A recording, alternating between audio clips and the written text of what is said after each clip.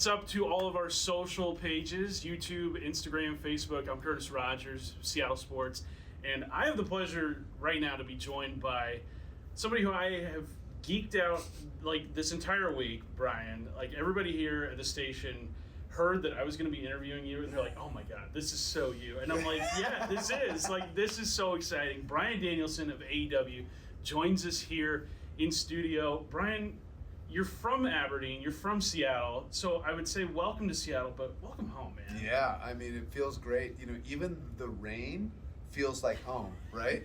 Like it's a different kind of rain. Yeah, it is a different kind of rain, and I love it because it's like, so, you know, I've been staying here since Sunday, right? And so, I'm seeing friends, I'm seeing family, that sort of thing, and I'm walking everywhere, and I love it because it's like, okay, sometimes it's just drizzling, which I don't need an umbrella when it's drizzling because I'm from Washington, but you have to bring an umbrella just in case it starts going from a drizzle to a hard rain, and it can do that within the span of 30 seconds, and then 3 minutes later it's back to a drizzle or nothing at all. And so but I love it. Well, we love having you here in town. I got to know, what's that very first place that you have to make a stop at when you're back home? So there's not really like a specific place. So if I get back to Aberdeen, gosh, and now I'm having a hard time remembering the name of it. But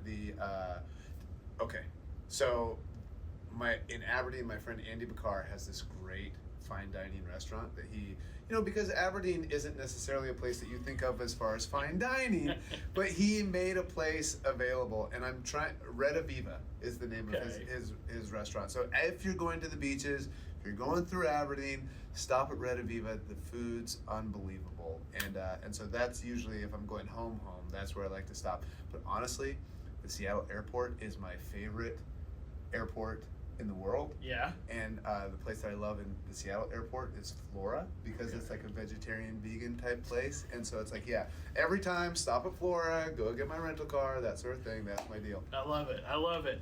Bryan, this is a huge week for you. It's a homecoming.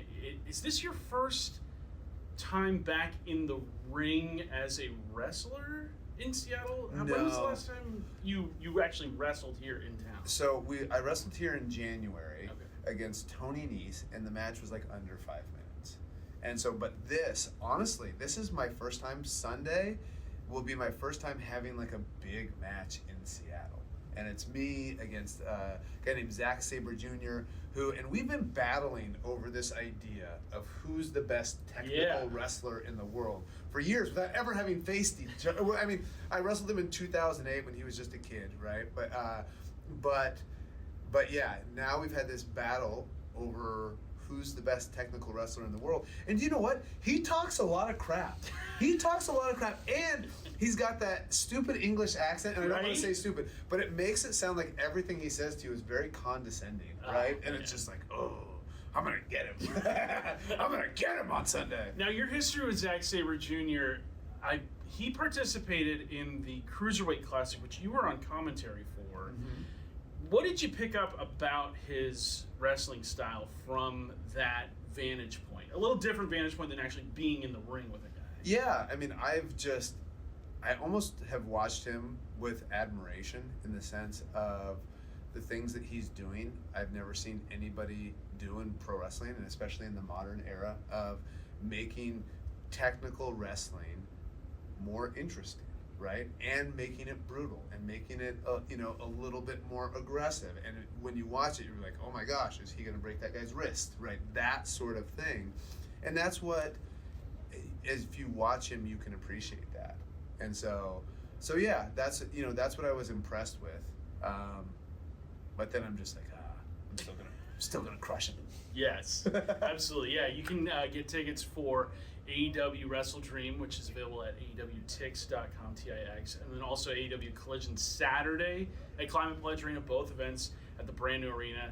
I mean, it's going to be an incredible weekend of wrestling here in town. Bryan, though, you're a big Seahawks fan. We are the Seahawks station. Okay. 2-1 start to the season. Yep. How you feeling about the boys? Yeah, so we were just talking about this, and I was just like, I haven't been able to see a game like on TV, so I'm just looking at the scores, and I'm like, and this is how I look at things. I see the score on Sunday.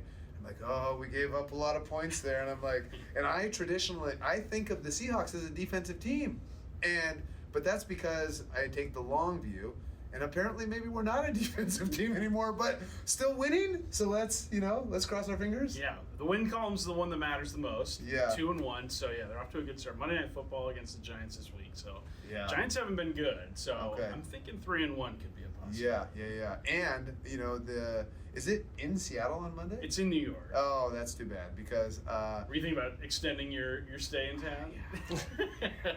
Yeah. I was gonna be like, oh man, maybe I could make that game, but yeah. And I love the food at the stadium. Yeah. The stadium has great food. Have you had a chance to raise the 12 flag? No. What's Somebody going needs on to get with on that? Yeah. Yeah. How do I get to? I need to go raise the 12 flag. Right. Yeah. I can't think of a more deserving person that I'm speaking to. I mean, right certainly now. there's got to be more deserving people than the pro wrestler. No. But, what's funny about Aberdeen, right, is that, the two people, I don't want to say, I'm not even close to the first person. So it's like Kurt Cobain is, from Aberdeen. And then people will bring up me. But apparently, we had some Nobel Prize winner who went to Grace Harbor Community College, and nobody knows his name, including me. And that guy won a Nobel Prize. How is he not more talked about than we are? I mean, yeah. Science is for losers.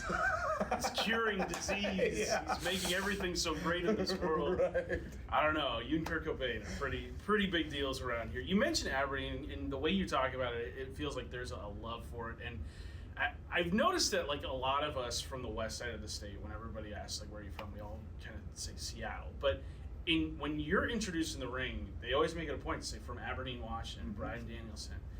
What does Aberdeen mean to you? Because I grew up in Kent, and I never heard anybody famous say that I'm from Kent, Washington. Right. So I wonder if there are kids in Aberdeen that are like, wow, that guy's from Aberdeen.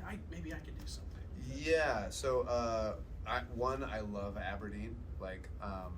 There's, Aberdeen has its problems like a lot of small towns do. And especially in this kind of climate that we're in economically and all that kind of stuff. But one of the things that I wanted was our hometown hero is Kurt Cobain, who doesn't have a great ending to his story. I would like to be a positive influence on the kids growing up in Aberdeen, and I would have liked to have had a more positive influence by continuing to live there. But unfortunately, and so Washington people don't hate on my wife, but she's from Phoenix area. She can't handle the 82 inches of rain we get in Aberdeen, and it's and you get it, right? And you get it, but it's but so I would have loved to have lived there the rest of my life, and because I'm big into building community and that sort of thing, and I think you can do a lot in places like Aberdeen just by being there and being a positive influence for people. And so that's one of the things when I brought up my friend Andy in Red Aviva, that's what he's trying to do, right? Be a positive influence on the city, the culture of Aberdeen, as many people are. It's not just him. I have multiple friends who live down there and are doing great work down there. So I think there's something to going back to the place that you're from, or staying in the place that you love and making that place better, and I think we all have the ability to do that. I love that. Bryan, last one from me.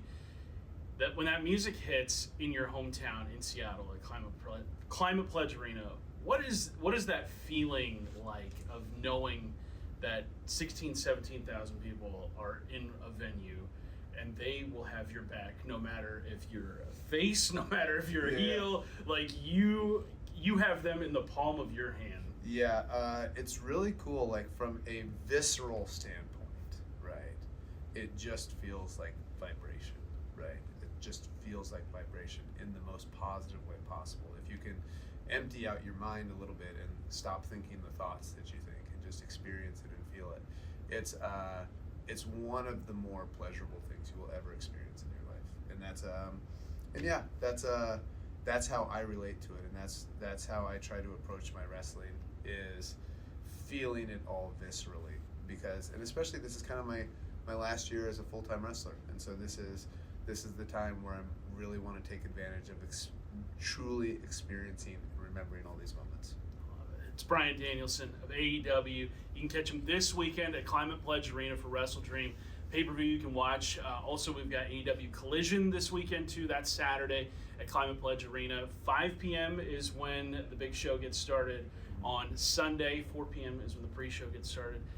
Bryan taking on Zack Sabre Jr. I'm going to be in the building. Yeah. I hope you guys will be, too. Yeah. It's gonna be See me punch that Englishman in the face. Ah! I love it.